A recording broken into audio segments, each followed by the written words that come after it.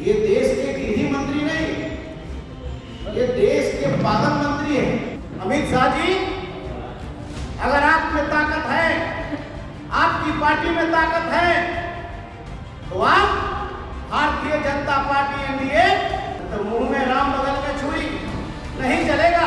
अमन छीन लेंगे, चमन छीन लेंगे। यदि बाबा साहेब के बारे में कुछ कहा तो सर पर चढ़ा कफन छीन लेंगे, ऐसा कहना है राजद के पूर्व मंत्री शिवरामचंद्र जी का। क्या कुछ कह रहे हैं, देखिए। सदन में अमित शाह जी ने जो भी बयान दिया है उसको लेकर साफ तौर पर राजद के नेताओं का, प्रवक्ताओं का कहना है कि जो गृह मंत्री है वो पागल गृह मंत्री है।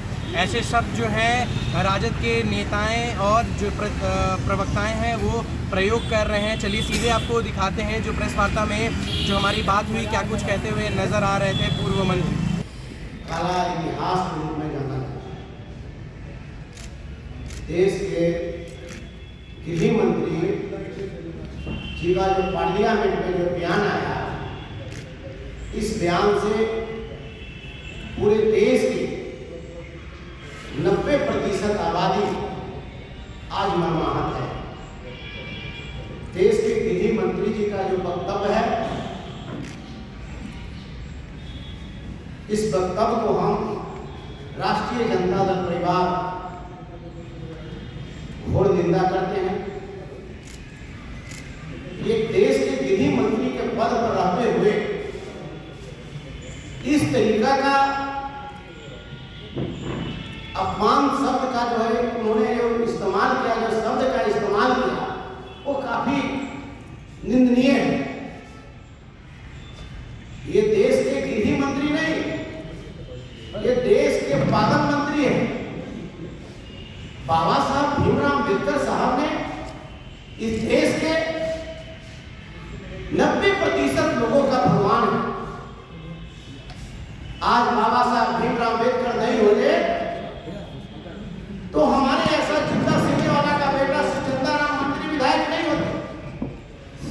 आज इस देश में चाहे वह साधु पासवान जी हो, रेखा पासवान जी हो, चाहे हमारे यहाँ के सारिका पासवान, प्रमोद राम जी हो, चाहे हमारे अम्बेडकर जी हो, या चाहे इस देश में जो भी लोग कर्मचारी हो, पदाधिकारी हो, चाहे वो राजनेता हो, बाबा साहब भीमराव अम्बेडकर साहब का जो आरक्षण का कृपा है, आरक्षण का ताकत है, इस आरक्षण के बदौलत आज दबे कुचले शोषित पीड़ित आज वो हम मंत्री, विधायक, मुखिया, जिला पार्षद, प्रमुख बनने का काम किया। अब वैसे गृह मंत्री जी ने बाबा साहब भीमराव अम्बेडकर साहब को नाम लेकर करके उन्होंने मजाक उड़ाने का काम किया। वहां देश के सबसे उच्च सदन में हम इसकी निंदा करते हैं और खास करके चुनौती भी देना चाहता हूं। अमित शाह जी, अगर आप में ताकत है, आपकी पार्टी में ताकत है, तो आप भारतीय जनता पार्टी एनडीए आप घोषणा आज कर दीजिए कि हमारी पार्टी कभी बाबा साहब का नाम नहीं लेगा। तब हम समझेंगे कि बाबा साहब, नहीं तो मुंह में राम बगल में छुरी नहीं चलेगा। कभी बाबा साहब के चरण में जाकर के सर झुकाते हैं और आज बाबा साहब के बारे में आप जो है कि पार्लियामेंट में इस तरह करते हैं। उससे ज्यादा दुर्भाग्य तो तब है, इस बिहार में 2 परिवार है जिनका पूरा बिहार परिवार नहीं, उनका घर का परिवार, एक चिराग पासवान जी और एक जो है कि हमारे जिद्दाराम मांझी जी, तो पार्लियामेंट में बैठकर मुस्कुरा रहे। वाह, आप भी घोषणा करिए चिराग जी, जिद्दाराम मांझी जी, कि बाबा साहब भीमराव अम्बेडकर साहब के आरक्षण का लाभ नहीं लेंगे। आपको घोषणा करना पड़ेगा, नहीं तो आपको पूरा बिहार ही नहीं बल्कि पूरा देश आपको देख रहा।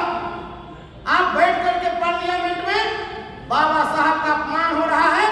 अब पार्लियामेंट में वैसे जो भी दलित हमारे जो सांसद हैं वो देख करके बैठे हैं। इसलिए आज चिराग पासवान जी को और जिद्दाराम मांझी जी को घोषणा करना पड़ेगा कि हम बाबा साहब का दिया हुआ आरक्षण का सीट से हम चुनाव नहीं लड़ेंगे। चिराग पासवान जी तो ऐसे भी कह चुके हैं कि हम दलितों का आरक्षण खत्म होना चाहिए। तो दलितों का आरक्षण खत्म होना चाहिए तो वह दलितों का जो आरक्षित जो बाबा साहब का दिया हुआ आरक्षण का जो सीट है उससे आप चुनाव क्यों लड़ते। इसलिए आज के समय में आज यह भारतीय जनता पार्टी, मैं अपने नेता आदरणीय लालू प्रसाद यादव जी और युवा नेता नौजवान ऑफ इंडिया तेजस्वी यादव जी को बधाई देता हूं, जिन्होंने कहा भी था पहले भी कि संविधान पर खतरा इस देश में। हम लोग संविधान की बात करते हैं और यह संविधान को खत्म करने वाला जो एनडीए के लोग हैं वो चाहता है कि संविधान खत्म हो और आरएसएस के संविधान पर यह देश चले। ये ऐसा होने वाला नहीं। इन्होंने दिखा दिया अपना चेहरा को इन्होंने दिखा दिया और पार्लियामेंट में बाबा साहब अम्बेडकर के बार बार नाम लेकर करके और जो है उन्हें अपमानित करने का काम किया है। इनका चेहरा उजागर हुआ, पूरा देश पूरी दुनिया इसको देखने का काम किया कि देश के गृह मंत्री ने किस तरीका से बाबा साहब को नाम लेकर के अपमानित करने का काम किया। तभी तो आज खत्म हुआ। हम तो बार बार बोलते, हमारे नेता बार बार बोलते कि संविधान पर खतरा है। जब से एनडीए जो सरकार में आई तब से बाबा साहब भीमराव अम्बेडकर का दिया हुआ प्रसाद रूपी आरक्षण पर इन्होंने चोट मारने का काम किया। कोर्ट ऑफ मार्च खत्म कर दिया, प्रोन्नति में आरक्षण की पेच लगा दिया, हमारा जो है कि बैकलॉग था उसको खत्म कर दिया गया, हमारा उच्च शिक्षा में 200 रोस्टर था उसको खत्म कर दिया गया। और संविधान की जो ताकत हमारी है, जो संविधान की हमारी शक्ति है, इस संविधान को हमारी ताकत को वह खत्म करने की कोशिश कर रहा है। इसलिए निश्चित रूप से आज लेफ्ट एंट्री कर करके वो अपमानित कर रहे हैं। क्या है इस देश में निजीकरण से बाबा साहब का दिया हुआ आरक्षण का चोट पहुंचा। निजीकरण जो है कि करके हम तो कहते हैं, हमारे नेता आदरणीय लालू जी कहते हैं, हमारे नेता तेजस्वी यादव जी कहते हैं कि अगर बाबा साहब भीमराव अम्बेडकर साहब को अगर मानते हो संविधान पर खतरा नहीं है तो हमारा जो आरक्षण का हमारा जो दायरा है उसको 85% तुम करो और साथ ही साथ संविधान के 9वीं सूची में हमारे आरक्षण को तुम डालने का काम करो। लेकिन मन में तो खोट है, मन में खोट रहकर जो उजगार इन्होंने पार्लियामेंट में करने का काम किया। आज स्थिति इस तरीका का नाजुक बनते जा रहा है। इसलिए मैं आप सभी से कहना चाहता हूं कि आज के समय में यह संविधान विरोधी है। संविधान के जो ताकत को कमजोर करने का काम कर रहा है, संविधान के शक्ति को यह कमजोर करने का काम कर रहा है। इसलिए हम आज आपके बीच निश्चित रूप से कहना चाहता हूं, पूरे देश के जो है कि 90% जो लोग हैं वो अमित शाह जी एनडीए के लोगों को कह देना चाहता कि अमन छीन लेंगे, चमन छीन लेंगे, अमन छीन लेंगे, चमन छीन लेंगे। बाबा साहब का जो अपमानित करेगा उसके अर्थी से उसका कफन छीन लेंगे। ये बात हम लोग आज पूरे आपके माध्यम से हम इनको बता देना चाहते हैं।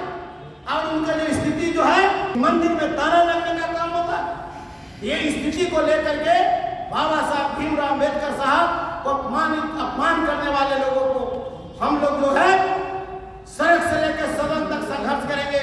और हमारे नेता आदरणीय तेजस्वी प्रसाद यादव जी ने भी ऐलान करने का काम किया है कि आज के डेट में हम लोग पूरे राज्य में हम लोग जो है इन दो जो देश के प्रधानमंत्री जी हों और देश के गृह मंत्री जी को हम लोग पूरे जो है कि राष्ट्रीय जनता दल प्रत्येक जो है कि जिला में हम लोग पुतला दहन कर करके और जो है कि हम लोग विरोध जताने का काम करेंगे।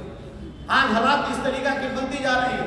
इसलिए अब हमारे बीच तो अपने साफ तौर पर देखा, उन्होंने कहा कि जो गृह मंत्री है वो पागल है और बाबा साहब अम्बेडकर सिर्फ एक आदमी नहीं, सिर्फ एक इंसान नहीं, वो महापुरुष थे, वो एक विचारधारा थे।